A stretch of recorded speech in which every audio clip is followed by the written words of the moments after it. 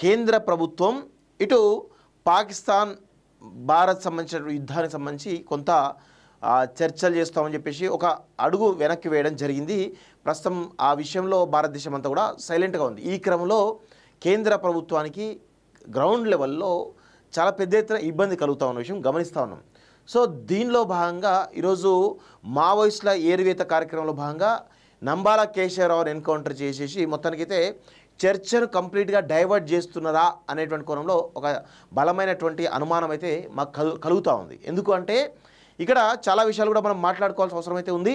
ఎందుకంటే భారత్ పాక్ యుద్ధం ఇక స్టార్ట్ అయిపోతుంది, పాకిస్తాన్ను మట్టుబెడతారు, ఉగ్రవాదాన్ని మట్టుబెడతారని చెప్పేసి అనుకున్నారు.